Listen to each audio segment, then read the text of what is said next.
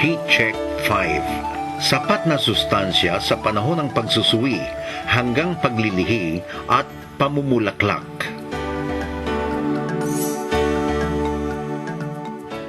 Lubang mahalaga na mabigyan ng tama at sapat na sustansya ang palay mula sa pagsusuwi hanggang sa paglilihi at pamumulaklak nito.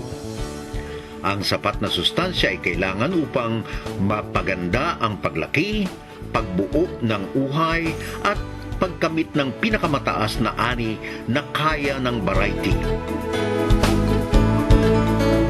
Ang kakulangan ng sustansya, lalo na ng nitroheno, posporo, potasyo, sulfur at zinc ay may masamang epekto sa paglaki at ani ng palay.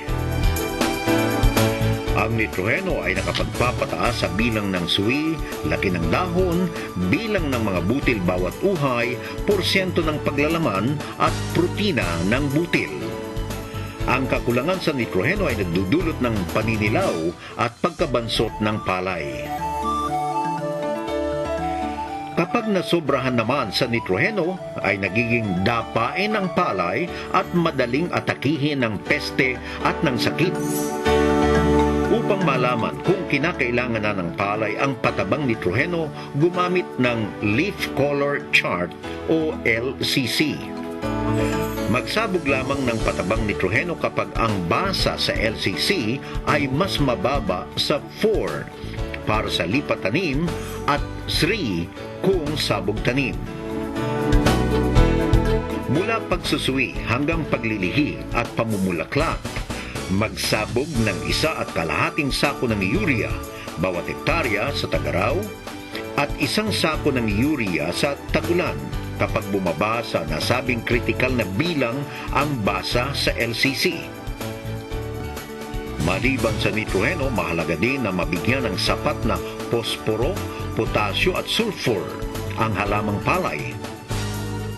Ang posporo ay kailangan sa pag-uugat, pagsusuwi, maagang pamumulaklak at pagpapahinog ng palay.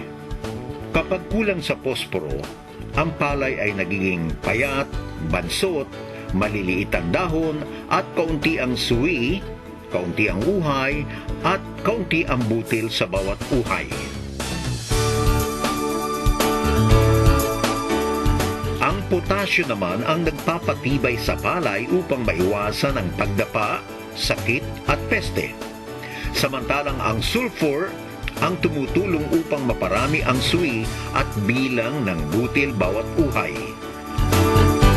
Kapag kulang ang nitroheno, posporo, potasyo at sulfur sa lupa, magsabog ng complete fertilizer o kaya ammonium phosphate at muriate of potash. Dagdag sa mga nabanggit na sustansya na madalas na kulang sa mga palayan ay ang zinc. Ang sobrang kakulangan sa zinc ay nagreresulta sa kakaunting suwi at matagal na pagkahinog ng palay. Upang ito ay maiwasan, maglagay ng 25 kilo ng zinc sulfate kada hektarya, 14 na araw pagkalipat tanim, minsan sa 1 taon.